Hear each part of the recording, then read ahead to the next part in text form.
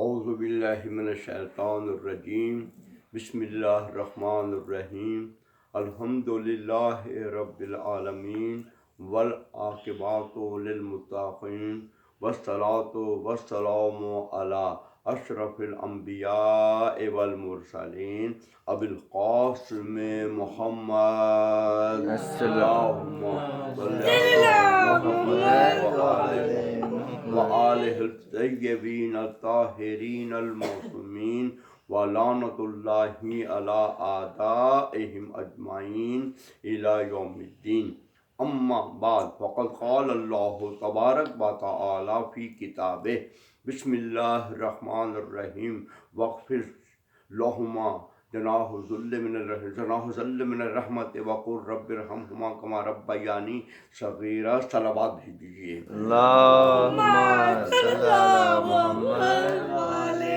محمد. بسم اللہ الرحمن الرحیم. اللہم کن لولیک الحجۃ ابن الحسن صلواتک علیہ وعلی آبائہ فی ہذہ الساعۃ وفی کل ساعۃ ولیًا وحافظا وقائدا وناصرا ودلیلا وعینا حتی تسکنہ ارضک طوعا وتمتعہ فیہا طویلا.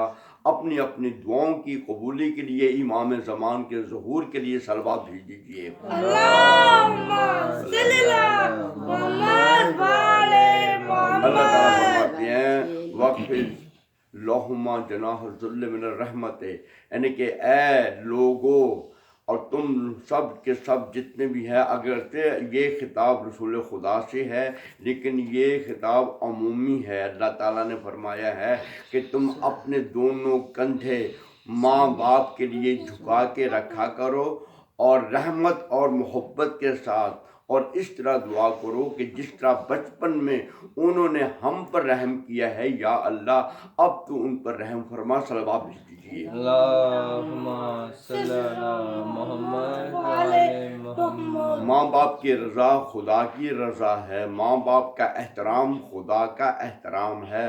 ماں باپ کے وسیلے سے خدا دنیا میں اور آخرت میں بھی عزت عطا فرماتا ہے.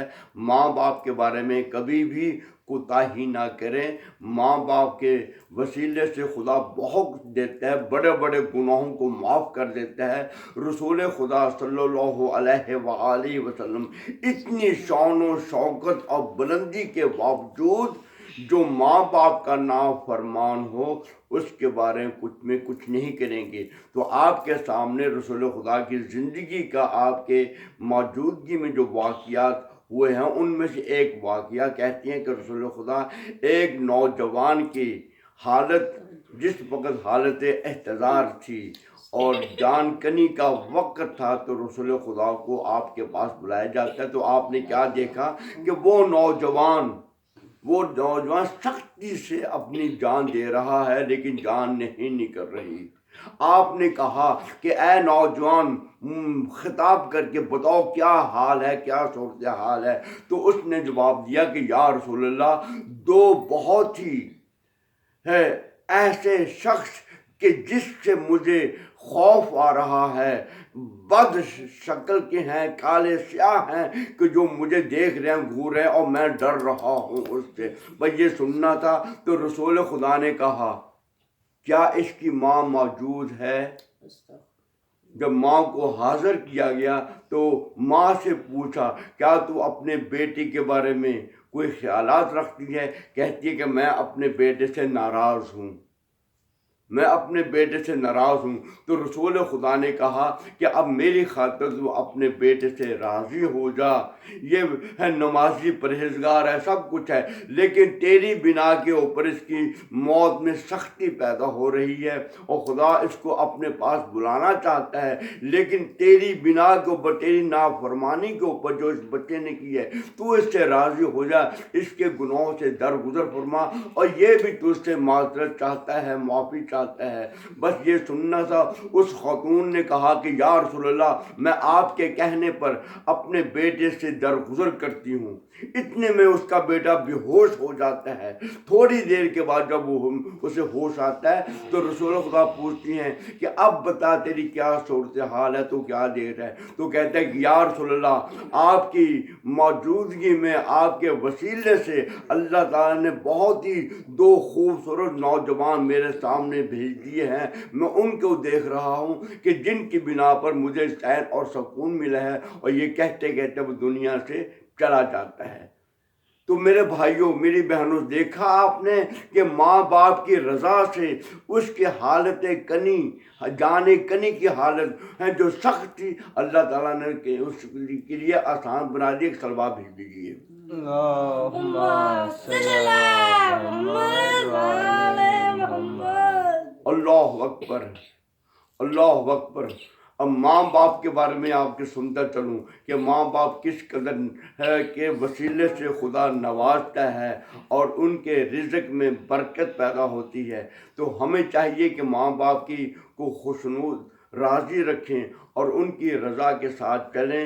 اس طریقے سے اللہ تعالیٰ ہمیں بہت کچھ عطا فرمائے گا، اور اللہ تعالیٰ ماں باپ کے وسیلے سے ہمیں عطا فرماتا ہے۔ ایک سلوہ بھیج دیجیے۔ اللہم صلی علی محمد وعلی محمد۔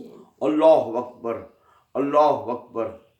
ماں باپ کے بارے میں لکھا ہوا ہے، یہاں کہتا چلوں کہ جناب موسیٰ علیہ السلام اولو العزم نبی ہیں، سب سے زیادہ قرآن پاک میں ان کا ذکر ہے، اور بہت بے انتہا کرامات ان کے وسیلے سے ہیں۔ اللہ اکبر۔ موسیٰ علیہ السلام اللہ تعالیٰ سے مناجات کر رہے تھے۔ مناجات کرتے کرتے سوال کیا کہ یا اللہ، جنت میں میرے ساتھ کون ہوگا؟ میرے درجے پر کون ہوگا؟ میرے ساتھ کون ہوگا جس سے میں مانوس ہو سکوں؟ تو اللہ تعالیٰ جل شانہ نے فرمایا کہ اے موسیٰ، فلاں قصاب ہے، فلاں علاقے میں رہتا ہے، وہ تیرے ساتھ ہم نشین ہوگا جنت میں۔ موسیٰ علیہ السلام نے اس قصاب کو دیکھنے کے لیے جو خدا نے پتہ بتایا تھا، ایڈریس دیا تھا، اسی ایڈریس پر جاتے ہیں تو کیا دیکھتے ہیں کہ ایک جوان ہے، ایسے لگتا ہے کہ جیسے وہ شب دار ہو، اور وہ کام کر رہا، قصاب تھا، گوشت بیچتا تھا، اور وہ سارا دن گوشت دیتا رہا، لیکن شام کے وقت اس نے اپنے دکان کو بند کیا، کچھ گوشت لیا اور اپنے گھر کی طرف چل پڑا۔ تو موسیٰ علیہ السلام کی اس کے پیچھے پیچھے چل پڑے۔ اللہ اکبر۔ کتنی اچھی بات تھی کہ جب مہمانوں کو اچھا سمجھا جاتا تھا۔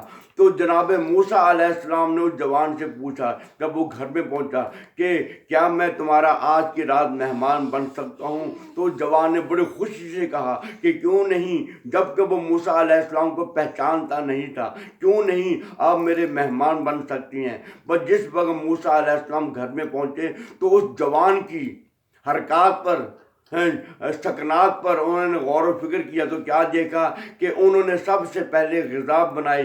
غذا بنانے کے بعد اس نے ایک رسی کو ہاتھ ڈالا۔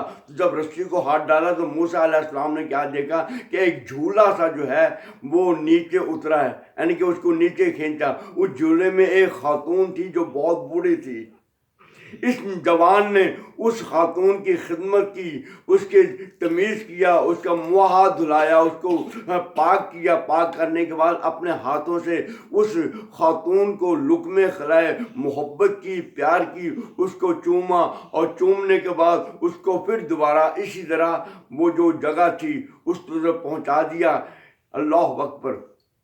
موسیٰ علیہ السلام نے پوچھا یہ خاتون کون ہے، تو کیا کر رہا ہے؟ تو اس موسیٰ علیہ السلام نے کہا، جب یہ پوچھا تو اس جوان نے کہا کہ اے بندہ خدا، پہلے آپ کھانا کھا لیجئے، کھانا کھانے کے بعد سوال کرنا۔ جب آپ نے کھانا کھا لیا تو کہا کہ یہ خاتون میری ماں ہے۔ میرے پاس اتنی سکت نہیں ہے کہ کوئی نوکرانی کوئی کنیز ان کے لیے رکھ سکوں، تو میں نے خود ہمت کمر باندھی ہوئی ہے کہ میں ان کی خدمت کرتا ہوں صبح شام، اور اپنا کام بھی کرتا ہوں۔ تو اپنی والدہ کے لیے کہا کہ ابھی تیری والدہ نے کچھ اپنی زبان سے آہستہ آہستہ کلمات کہے تھے، تو وہ کلمات میں نہیں سمجھ سکا وہ کلمات کون سے تھے۔ تو جوان نے کہا کہ یہ میری ماں مجھے دعا دے رہی تھی اور یہ کہہ رہی تھی غفر اللہ لکا وجعلک جلیس موسیٰ یوم القیامت۔ اللہ اکبر! کہا کہ میری ماں مجھے یہ دعا دے رہی تھی کہ اللہ تعالیٰ تیرے تمام گناہوں کو معاف کرے، تمہیں محفوظ رکھے، اور تو قیامت کے دن جنت میں موسیٰ علیہ السلام کے ہمسائے میں رہے۔ یہ کلمات کہتے جب یہ سنا تو جبرائیل علیہ السلام نے کہا کہ یہ وہی ہے جوان ہے کہ جو آپ کے ساتھ جنت میں رہے گا، کیونکہ یہ اپنی ماں کی خدمت کرتا ہے۔ تو ماں کی خدمت کی بنا پر اللہ تعالیٰ نے اس کو یہ مقام دیا ہے کہ اے موسیٰ جنت میں تیرے درجے پر اور تیرے ساتھ یہ رہنے والا ہوگا۔ اللہ اکبر! دیکھا آپ نے کہ ماں باپ کی خدمت سے اللہ تعالیٰ کیا نوازتا ہے، کیا کچھ عطا کرتا ہے۔ اللہ تعالیٰ ہمیں اپنے والدین کی خدمت کرنے کی توفیق عطا فرمائے۔ واقعات اس سلسلے میں بہت سی ہیں، بس ایک جملہ میں یہاں کہتا چلتا ہوں کہ ایک شخص نے متوکل کے بیٹے نے مولا علی کی محبت میں، اہل بیت کی محبت میں اپنے باپ کو قتل کر دیا، لیکن جس وقت امام نقی علیہ السلام کو اور دوسرے افراد کو علم ہوا تو انہوں نے یہ کہا کہ ٹھیک ہے کہ اس کا متوکل کا قتل کرنا جائز تھا، لیکن اس سے بڑا گناہ یہ ہے کہ اس نے اپنے والد کو قتل کیا ہے۔ والد کو قتل کرنے والا کبھی دراز عمر حاصل نہیں کر سکتا، تو یہ بھی بہت جلد قتل کر دیا جائے گا یا بہت جلد دنیا سے چلا جائے گا۔ تو وہ 6 مہینے سے زیادہ مستنصر باللہ ان کو کہتے ہیں، مستنصر باللہ 6 مہینے سے زیادہ حکومت نہیں کر سکا، آخر وہ بھی دنیا سے چلا گیا۔ بس والدین کے بارے میں ڈریں، والدین کا احترام کریں، اور والدین کا احترام کرنے والا در حقیقت خدا کا احترام کرنے والا ہے۔ ربنا تقبل منا انک انت السمیع العلیم برحمتک یا ارحم الراحمین وما علینا الا البلاغ المبین۔ اللہم صل علی محمد وآل محمد۔